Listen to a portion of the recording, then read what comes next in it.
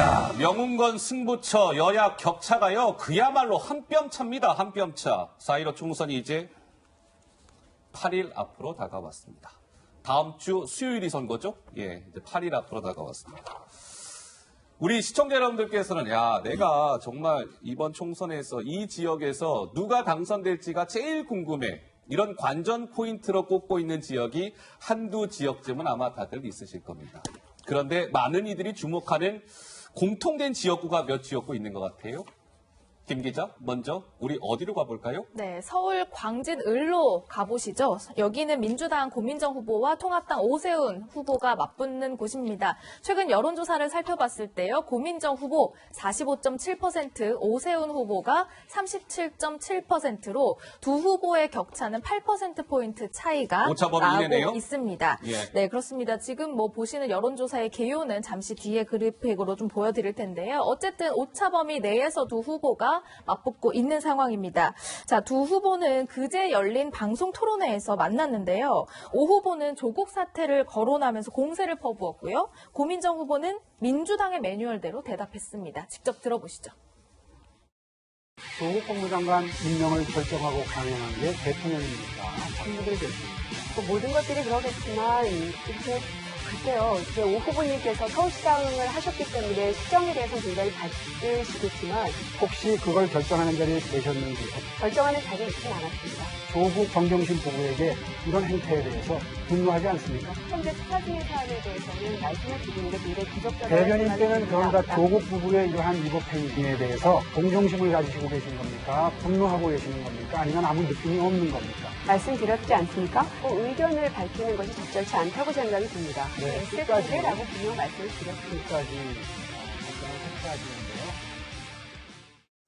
네, 광진을 지역의 여론조사, 그러니까 8%포인트 차이네요. 지금 오차범위 이내입니다. 누가 앞서고 있다, 뒤처지고 있다, 이런 게 의미가 없는 거예요. 오차범위 이내니까.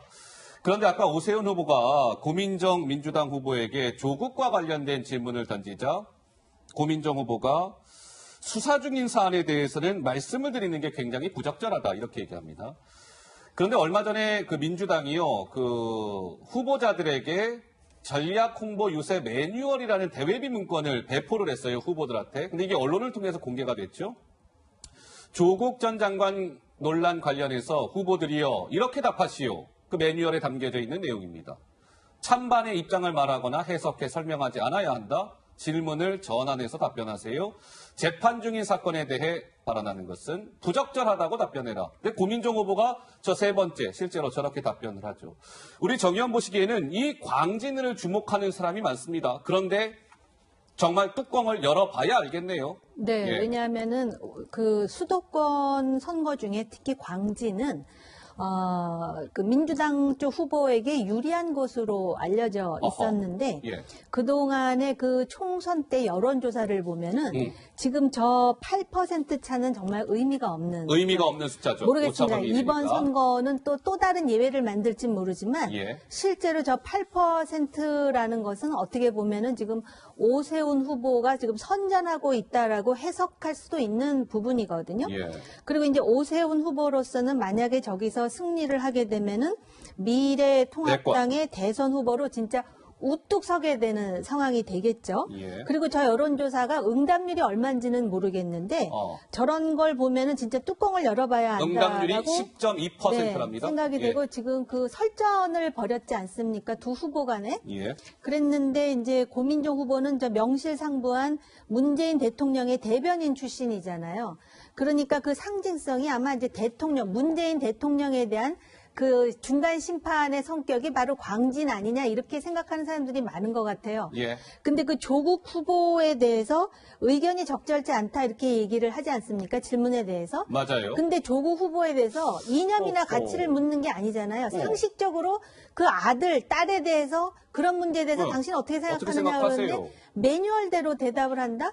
그러다 보니까는 그 오세훈 후보가 결국은 아기 캥거루가 아니냐 그런 비난까지 하는 게 아닌가 이런 생각이 듭니다. 예, 우리 전 변호사. 저는 저 조국 장관 관련해가지고 얘기가 광진을뿐만 아니라 종로에서도 나왔거든요. 예. 거기서 이낙연 후보는 뭐라 그랬냐면 검찰 수사에도 문제가 있습니다. 이렇게 대답을 했어요. 매뉴얼에 나와 있는 대로 질문을 전환해서 답변을 한 거고 저 고민정 후보는 뭐라 그랬냐면은 수사 중인 사안에 대해서 말씀을 드리는 거는 부적절하다고 했는데 매뉴얼에는 재판 중인 사안이라고 나와 있단 말이에요. 예. 지금 매뉴얼도 잘못 외워가지고 얘기를 했거든요. 저 사건은 수사 중인 게 아닙니다. 재판 중입니다. 고민정 후보님. 그런데 저는 저런 식으로 할 거면은 TV 토론 왜 하는지 모르겠어요. 허허, TV 토론을 왜 하는지 모르겠다? TV 토론 1시간 동안 하면서 네. 어제도 뭐 보니까는 네. 그냥 이렇게 말을 예를 들면은 뭐 황교안 후보가 이낙연 후보한테 울산 하명수사에 관해서 권력 분립에 반하는 게 아니냐 얘기를 하니까는 권력 분립에 침해가 있었다면은 입법부가 반대하는 헌법재판소장 임명이 부결된 게 가능한 일이냐 뭐 이런 식으로 말씀을 돌리시더라고요. 예. 유권자 입장에서 듣고 싶은 거는 그게 아니었거든요.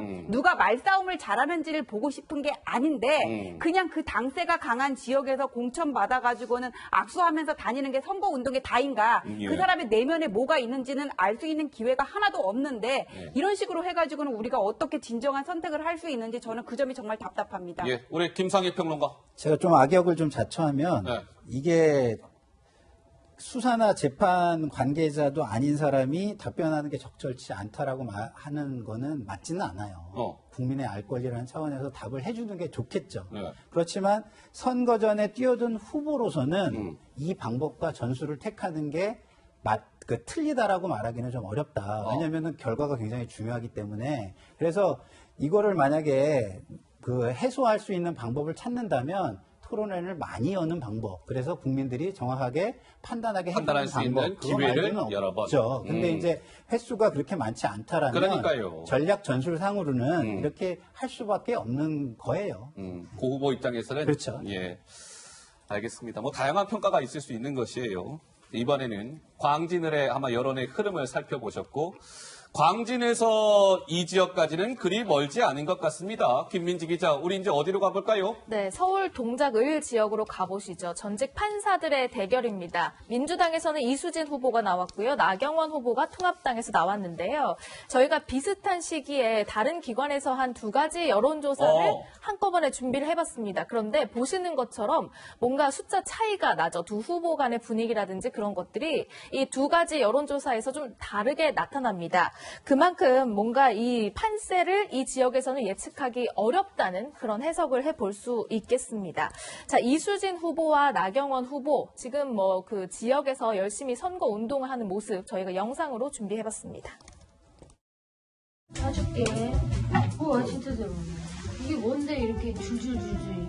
중독계인데 3살이래요. 봐봐요. 너무 예쁘잖아.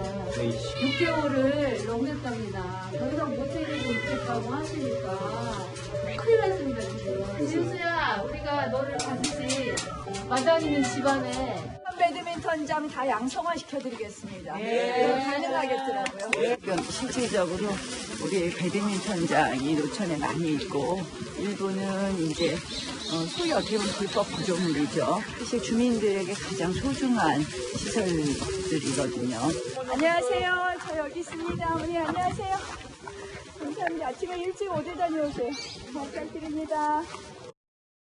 네, 두 전직 판사 간의 대결로도 주목을 받고 있는 서울 동작을 지역. 그러니까요. 이게 보니까 이렇습니다. 4월 4일하고 5일 동안 이틀 동안 한 조사에서는 나경원 통합당 후보가 이수진 후보에 비해서 3.2%포인트 차로 어쨌든 이름을 위에 올렸어요. 앞서고 있다, 뒤처지고 있다는 의미가 없습니다. 3.2%포인트 차이는 오차범위 이내이기 때문이죠. 그런데 4월 5일과 6일, 6일이면 참고로 어제입니다. 그러니까 그제와 어제 이틀 동안 돌려본 조사에서는 이수진 후보가 나경원 후보에 비해서 12.9%포인트 차이로 이건 앞서고 있다는 표현이 맞겠네요. 왜? 오차 범위를 벗어난 수치니까. 우리 정의원 보시기에는 이 동작을의 관전 포인트랄까요? 좀 어떻게 보시는지요? 사실 동작을은 민주당세가 꽤 강한 지역이에요. 동작이라는 지역이. 예. 그런데 그동안에 이제 나경원 의원이 선전을 해왔었던 거고요. 예. 지금 이 여론조사 상으로 보면 역시 혼전이지 혼전. 누가 우세하다고 보기는 어려울 것 같고요. 맞아요. 엎치락뒤치락 그다음에 해요. 이 여론조사를 유선으로 했느냐, 무선으로 했느냐, 또는 그 비율이 어떻게 되느냐에 따라 다른 것이고요. 예. 여기도 임종석 전 실장이 다녀가서 지원 유세를 한 곳 아닙니까? 이수진 후보. 네, 예. 그래서 그 정도로 나오네요. 지금 그 여권에서도 굉장히 그 촉각을 곤두세우는 지역구가 아닌가 이런 생각을 합니다. 단지 무슨 뭐 여성이다, 판사 출신이다 이게 중요한 게 아니고요. 예. 그 두 후보의 상징성이라든지 어허. 또 동작구가 가지는 상징성이 있거든요. 여기가 강남 벨트이긴 한데 상대적으로 좀 그 낙후되어 있다라는 그런 어떤 이제 생각들이 있는데 누가 지역 일꾼으로서 그 지역의 개발이라든지 예. 또 뿐만이 아니라 이제 나경원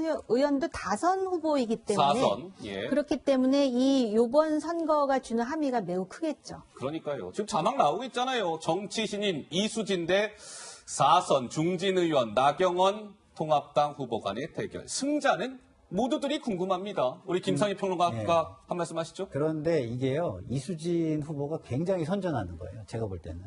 이수진 왜냐면- 후보가 선전하고 있는 것이다. 왜냐하면 어허. 기본적으로 저 지역은요, 예. 굉장히 인지도에 이렇게 의한 그 표차가 크게 나는 지역이 있어요. 동작을이. 그러면 나경원 후보는 누구나 다 아는 후보잖아요. 웬만하면 다 알죠. 네. 근데 이수진 후보는 신인이고 잘 몰라요. 모르는 사람도 있을 수 잘, 있고. 아니, 제가 볼 때는 상당히 많은 사람이 예, 모를 예, 거예요. 예. 근데 모르는 상황인데 저 정도 지금 표차이다 그러면은 제가 볼 때는 이수진 후보가 상당히 선전을 하는 것이고 예. 시간이 지날수록 이수진 후보가 선전할 가능성이 저는 굉장히 높다 이렇게 봅니다. 왜냐하면 처음에는 코로나19 때문에 저는 이수진 후보가 굉장히 불리할 줄 알았고 어허. 그렇게 저는 예측을 했거든요. 예. 근데 지금 상황을 여론조사가 맞다면 굉장히 선전을 하고 있는 것이다 이런 생각이 듭니다. 알겠습니다. 자, 광진, 동작에 이어서 서울에서 이 지역을 빼고는 얘기가 안 됩니다. 이 지역의 승자, 글쎄 누가 이 지역에서 승자가 되느냐에 따라 향후 대통령 선거에서도 지대한 영향을 미칠 수 있는 지역구이기 때문이죠. 감들 잡으셨죠? 김 기자 어디로 가볼까요? 네, 정치 1번지 종로 얘기입니다. 여기에는 민주당에서 이낙연 후보 그리고 통합당에서 황교안 후보가 맞붙고 있는 곳이잖아요. 처음으로 TV 토론회에서 두 사람 맞붙었는데요.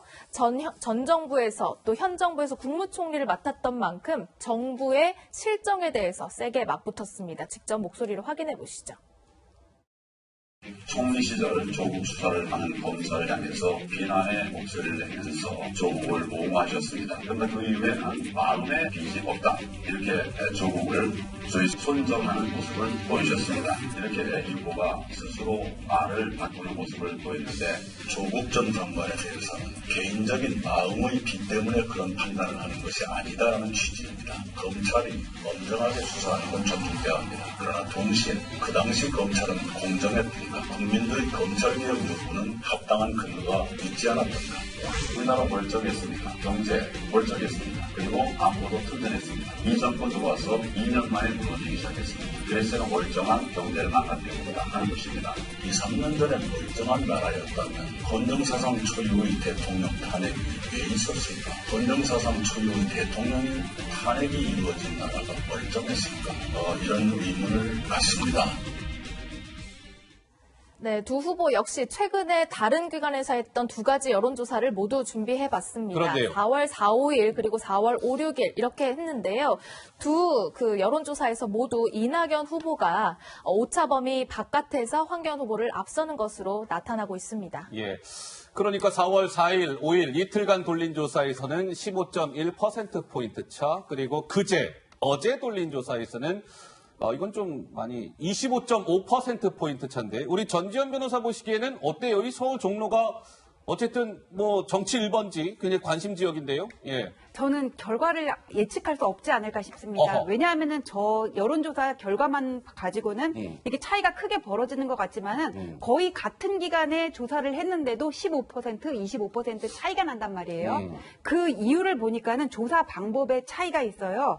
한 군데는 무선 비중이 69%, 유선 비중이 31%고 또 다른 군데는 무선 비중이 90.2%고 그다음에 유선 전화 면접이 9.8%거든요. 예. 그다음에 자동 ARS를 돌렸는지 전화 면접을 했는지 그 차이도 있단 말이에요. 그러니까 여론조사 방법에 따라서 지지율은 얼마든지 다르게 왔다 갔다 나와 할수 있을 수 있는 있다? 거고 과거 역대 총선에서 여론조사 지지율과 실제 뚜껑을 열어봤을 때 결과가 어떻게 달랐는지를 제가 찾아보니까는 2000년 16대 때 한 방송사에서 132석 대 115석이라고 했는데 숫자는 그대로 나왔지만 여당 야당이 달랐고 그 이후에도 접점이라 그랬는데 박빙이라 그랬는데 표 차이가 훌쩍 나거나 아니면 표 차이가 훌쩍 난다 그랬는데 아니면 박빙 수준이거나 이렇게 계속 실제 뚜껑을 열어봤을 때는 다르게 나왔거든요. 예. 이 얘기는 유권자들은 그 선거일 일주일 정도 앞두고 표심을 결정한다 그렇게 해석할 수도 있다고 봐요. 예. 그래서 지금 부동층이나 무응답층이 상당히 많고 응답률이 5% 정도밖에 안 되는 상황에서 여론조사 지지율을 가지고 어느 쪽도 당선을 단정할 수는 없지 않을까 싶습니다. 예, 물론 맞는 말씀이죠. 지금의 여론조사는 그냥 참고 자료일 뿐입니다. 지금 뭐 하나 우리가 참고할 수 있는 자료지 저 여론조사대로 선거 결과가 나올 거다 그렇게 예단할 수 없는 것이죠. 참고 삼아 보고 있는 것입니다. 그런데 이런 상황에서 황교안 통합당 후보가 이낙연 민주당 후보를 거뜬히 넘어설 수 있을 겁니다. 이렇게 전망에 나선 사람이 한 명 있었습니다. 누굴까요? 직접 들어보시죠. 나는 그 여론조사를 보지를 않아요. 포장에 나타나는 여론조사라고 보는 것이 반드시 선거 결과가 일치하지 않는다는 걸 제가 잘 알기 때문에 선거 초반에 나타나는 여론조사를 가지고서 뭐 이렇고 저렇고 하진 않습니다. 나 당연히 뭐 뒤집을 수 있다는 게 아니라 당연히 뒤집을 거예요. 쫓아가는 사람이 수상원의 사람보다는 더 편해요. 8일이면 충분합니다. 나는 여론조사 같은 거 안 봐요. 또 믿지도 않습니다. 김종인 통합당 총괄선거대책위원장 이렇게 얘기하죠. 그러면서 8일이면 충분합니다. 황교안이 이낙연을 넘어설 겁니다. 라고 얘기했습니다. 김상희 기본적으로 뭐 김종인 위원장이 한 얘기는 뭐 틀린 얘기는 아니죠. 예, 맞는 얘기인데 문제는 뭐냐. 문제는 황교안 대표가 지금 그런 전략을 잘 구사하고 있느냐가 문제인 거예요. 아까도 그 우리가 토론하는 걸 봤지만 이낙연 후보를 직접 공격하거든요. 근데 지금 이낙연 후보를 직접 공격하는 것이 유효한 전략인지 저는 잘 모르겠어요, 개인적으로. 황교안 후보가? 네. 왜냐하면 지금 본인이 처음 선거를 시작할 때도 전략을 어떻게 짰냐면 이거는 정권과 나의 싸움이고 정권 심판의 하나의 그 상징적인 이벤트다라는 거를 강조했거든요. 예. 근데 그게 사라져 버렸어요. 근데 이낙연 후보는 뭐 지금 응답을 저런 질문들에 다 답변을 하기는 뭐 굉장히 뭐 이렇게 깔끔하진 않지만 그래도 다른 사람들에 비해서는 민주당 내에서 좀 더 균형 있는 발언을 하려고 노력하는 사람으로 지금 알려져 있거든요. 예. 그런 상황 속에서 이낙연을 공격해가지고 그 정도 지금 현 정권이나 이런 심판론을 제기하는 것보다 득점을 할 수 있을까? 그렇다고 본다면 지금의 전략으로는 김종인 위원장이 이야기하는 것을 실현하기가 그리 쉽진 않겠다. 쉽지는 않을 것이다. 예. 우리 정옥임 위원은요. 짧게 말씀을 드리면 그 8일이면 시간이 충분하다 그러잖아요. 역대 총선을 보면 진짜 넘쳐요, 시간이. 그렇습니까? 8일이면 충분한데 이제 향후 8일 동안 어떤 일이 벌어질 것인가를 지켜봐야 되거든요. 그리고 선거라는 게 그렇더라고요. 본인의 개인기뿐만 아니라 구도라든지 돌발 변수라든지 8일 동안에 어떤 돌출 변수가 나올지는 모르겠는데 아무튼 조금 전에 이제 김 평론가 말씀하신 부분을 전략적으로 좀 참고하기를 바라고요.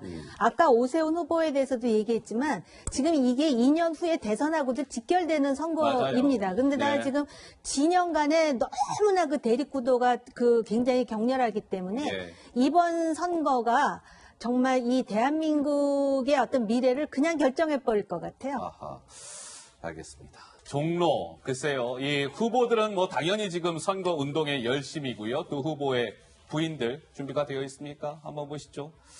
네, 좌측이 이낙연 후보의 부인이죠. 김숙희 씨, 그리고 오른쪽 황교안 후보의 부인 최지영 씨도 남편의 선거 운동에 보탬이 되고자 저렇게 부인들도 선거 운동에 열심인 모습입니다. 어쨌든 굉장히 중요한 지역이자 많은 이들이 관심을 갖고 있는 지역 종로를 살펴봤습니다. 이번에는 서울을 조금 벗어나겠습니다. 서울에 가깝습니다. 어딜까요? 김 기자, 우리 어디로 갈까요?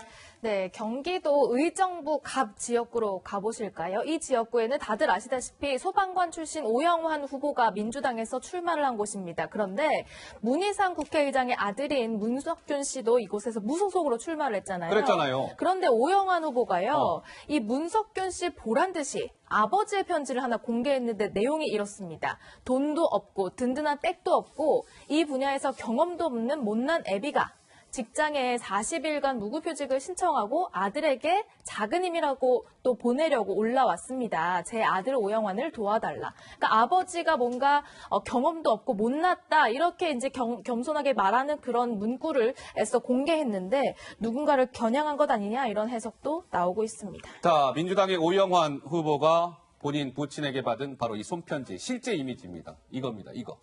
이거를 본인 소셜미디어에 공개한 겁니까?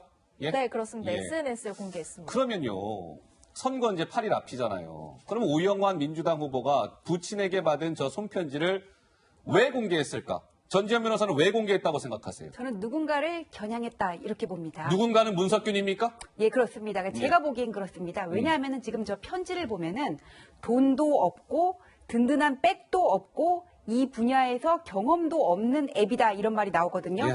저기 없고를 있고로 바꿔버리면은 유권자들은 당연히 다른 누군가의 아버지구나 이렇게 생각할 수 있단 말이에요. 선거에서의 이 메시지는 간결하고 유권자의 가슴에 와닿고 그다음에 상대방의 약한 고리를 공략하는 게 가장 효율적이거든요. 그렇다면 지금 문석균 후보의 가장 약한 고리는 뭔데요? 진중권 교수의 말에 따르면은 아빠 속옷을 물려 입었다는 거 아니에요? 아빠 지역 찬스, 보승계 이른바? 아빠 찬스 물려 입었다는 거 아니에요?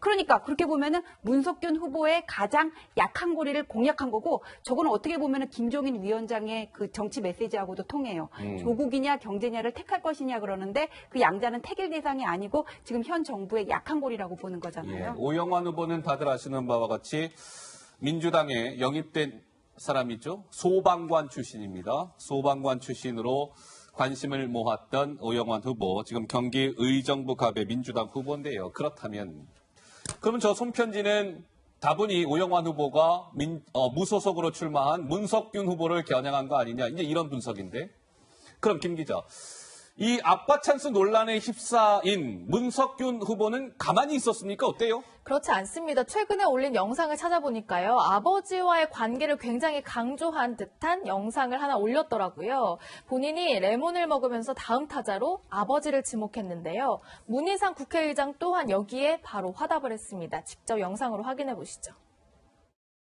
레몬을 까서 먹는다고 이렇게 즙내는 게 아니라요? 나 진짜 미치겠네. 레몬은 이렇게 먹어보려고 해본 적은 처음입니다.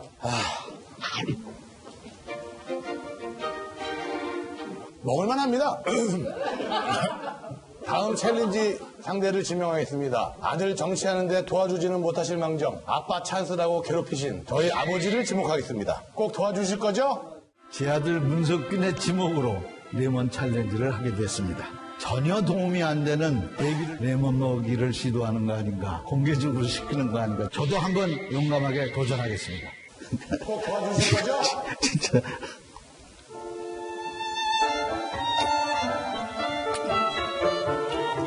아유, 야, 레몬 먹는 사람조차도 안 하더니 이제 그만 먹을래. 네, 그렇습니다. 저희 레몬 먹는 게 이제 코로나19 면역력을 좀 강화합시다, 이런 차원에서 이제 한 거라고 하는데요. 자, 그렇다면 경기 의정부 갑에 지금 여론조사 하나 보고 있습니다. 오영환 민주당 후보 45.1, 그리고 강세창 통합당 후보 28%, 그리고 지금 방금 영상을 본 문석균 무소속 후보는 글쎄요, 한 자릿수대의 지지율입니다. 7%가 나왔어요. 우리 정의원 한 말씀 하신다고요? 그래서 우리가 들어오기 전에 그 아빠 찬스가 있었을 텐데 왜 지지도가 한 자릿수일까 하고 생각해보니까 그러니까요. 저게 너무 자연스러운 거예요. 왜요? 만약에 문희상 의장이 무소속으로 나왔으면 얘기가 다르겠지만 아들이 나온 거잖아요. 그런 부분이 있고요. 그다음에 이건 여담이지만 저 두 분은 그 레몬 광고는 안 하시는 게 낫겠다라는 생각이 개인적으로 들었고, 저거 자체가 예. 그러니까 아버지로서는 아빠 찬스를 못 줘서 미안해서 아마 하신 것 같은데, 저런 자체도 어떻게 보면은 또 다른 의미의 아빠 찬스가 아닐까 이런 생각이 들고요. 선거 결과는 어떨지 모르겠지만 문희상 의장으로서는 요번 이 아들의 출마를 계기로 만약에 저 아드님이 선거에 당선되지 못한다면은 결국 두 가지를 잃는 게 아닌가라는 생각이 드는데요. 두 가지를 잃는다? 하나는 정치인 문희상 의원이라는 이미지는 포청천의 이미지잖아요. 포청천 이미지죠. 그런데 그 아들 문제 때문에, 그리고 지난번 그 패스트 트랙이 이렇게 상기되면서 그 이미지가 많이 그 소위 희석된 거 아닙니까? 그리고 또 아들이 요번에 당선되면 모르겠는데 만약에 당선되지 못한다면 못하면? 결국은 잃는 게 꽤 많이 된 것 아닐까 이런 생각이 듭니다. 알겠습니다. 의정부 갑 지역을 살펴봤습니다. 이번에는요, 이제 경기, 이제 서울 좀 광진 동작 짚었고, 서울에서 인접해 있는 의정부를 갔고요. 이번에는 조금 좀 멀리 한번 가보겠습니다. 시청자 여러분. 이거 뭐 기차 타고 갈까요? 비행기 타고 갈까요? 김 기자, 우리 어디로 갈까요? 지역구 이름이 좀 긴데요. 경남 산청, 함양, 거창, 합천 지역구입니다. 이 지역에는요, 김태호 전 경기지사 무소속으로 나온 이 지역 지역구예요. 여론조사를 살펴보니까 민주당 서필상 후보가 16.6%, 그리고 통합당에서 나온 강석진 후보가 36.5%이고요. 김태호 무소속 후보가 29.4%입니다. 그야말로 이제 강석진 미래통합당 후보와 김태호 후보가 조금 접전을 벌이는 그런 상황인데요. 김태호 전 지사가 어제 주민들께 무릎을 꿇고 눈물로 호소했다고 합니다. 울었어요? 관련 영상을 준비해봤습니다. 태호 이번에 마지막 정치 생명을 걸었습니다. 당에 들어가면 당의 리더십을 새로 세우고 대한민국의 새로운 희망을 반드시 만들겠습니다. 태호 한번 꼭 좀 살려주십시오. 이렇게 무릎 꿇고 호소합니다. 태호 한번 살려주십시오. 태호가 김태호 이번에 고향에서 꼭 살려주십시오. 예, 김태호 후보 눈물로 호소했습니다. 저를 좀 살려주시옵소서. 그런데 통합당의 강석진 후보 36.5, 김태호 무소속 후보 29.4, 두 후보 간 격차는 역시 오차 범위 이내입니다. 뭐 우열을 가릴 수가 없는 것이죠. 김태호 후보는 통합당 간판으로 출마하려 했으나 통합당에서 공천을 받지 못했고 결국 탈당을 해서 지금 무소속으로 도전장을 낸 상태. 눈물로 호소했습니다. 김상희 평론가 어떻게 보셨는지요? 그러게요. 저 눈물로 호소할 수밖에 없는 지금 상황이네요. 예. 왜냐하면 민주당 후보가 조금 그 지지율이 높게 나와서 두 사람이 그 민주당 후보보다 조금 낮은 그 지지율을 점한다면 단일화를 시도해 볼 수가 있거든요. 단일화. 근데 두 사람 다 지금 민주당 후보보다 높으면 둘 중에 한 사람이 되는 거기 때문에 단일화는 이제 물 건너가는 건데 그런 상황에서 지금 만만치가 않잖아요. 좀 접전이긴 하지만 그렇죠. 그렇다고 한다면은 저렇게 좀 간절하게 그 주민에게 좀 다가갈 수 있는 어떤 특단의 어떤 자기 나름대로의 방법들을 고민할 수밖에 없고 그렇게 돼야 정치적으로도 앞으로 살아갈 수 있는 어떤 길이 열리지 않을까. 예. 왜냐하면 당선이 돼야 복당이 될 거 아니에요. 뭐 복당을 하든지 말든지 네, 일단 당선이 돼야죠. 복당 안 된다고 지금 거대 양당은 이야기하고 있지만 과거의 전례로 봐서 복당이 안 된 경우는 제가 거의 못 봤고요. 예. 알겠습니다. 자, 경남, 산청, 함양, 거창, 합천 지역구를 살펴봤습니다. 김태호 후보 눈물로 지역 주민들에게 호소했습니다. 그 결과는 어찌 될지 4월 15일 날 알 수 있습니다. 이번에는 이 총선을 앞두고요. 단식 투쟁에 나선 사람이 있습니다. 선거운동을 막 하다가 선거운동이고 뭐고 안 해요. 단식에 들어간 정치인이 한 명 있습니다. 누굴까요? 영상으로 준비되어 있습니다. 만나보시죠. 홀로 외로이 투쟁 중이신 대통령을 생각하면 눈물밖에 나오지 않습니다. 이대로 쭉 가면 탄핵 찬성파 여당과 탄핵 찬성파 야당은 박근혜 대통령 이름조차 입에 올리지 않을 것이 너무도 분명히 됩니다. 국민 여러분, 홍문종은 박근혜 대통령 구하기 위해 저의 모든 것을 던져 저의 요구사항이 받아들여질 때까지 무기한 단식을 시작하겠습니다. 저의 요구의 사항은 단 하나입니다. 박근혜 대통령 즉각 석방입니다. 네, 홍문종 친박신당 대표죠. 친박신당에서 지금 비례 2번을 받았습니다. 박근혜 전 대통령이 석방될 때까지 나는 서울 구치소 앞에서 단식 농성에 돌입하겠습니다. 라고 하면서 선거운동 중단을 선언한 채 단식에 들어갔습니다.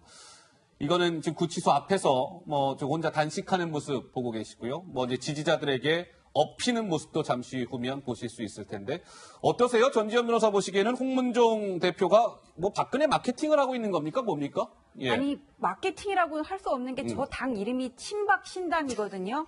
당 이름에서부터 친박이 들어가요. 지금 당이 워낙 많아져서 그 비례 투표 용지만 한 50cm 정도가 된다고 하는데 싫어요. 사실 이 당의 정체성이라든지 나아가고자 하는 방향이 뭔지 잘 유권자들이 인식하기가 어려운 당이 많은데 저 친박 신당은 그러니까 박근혜 전 대통령의 석방을 요구를 한다는 거라는 거잖아요. 맞습니다. 그러니까 그 석방 요구에 동의를 하건 안 하건 동의를 하는 사람들은 아 나는 이 당을 찍어야 되겠구나 확실히 그 감흥은 오겠다 그런 생각이 듭니다. 예. 근데 문제는 박근혜 대통령의 옥중 메시지가 그게 아니잖아요. 그렇기 때문에 표를 끌기가 굉장히 지금 어려운 거예요. 옥중 메시지는 같이 합쳐라 이거 아니었어요? 단합해가지고 보수를 일으키라 이런 거잖아요. 흩어지지 말고. 예. 그런 상황에서 저렇게 할 거면 좀 일찍 했어야지 지금 안 되니까 마지막 카드로 내놓는 거는 조금 어렵지 않나 이렇게 보면. 어렵지 않을까? 예, 알겠습니다. 홍문종 친박신당 대표 얘기까지 해봤습니다. 총선 이제 내일이면 D-7일이네요. 딱 일주일 앞이네요. 내일도 정치데스크 시간을 주목해 주시면 총선과 관련한 재밌는 뉴스들을 엄선해서 전해드리도록 하겠습니다.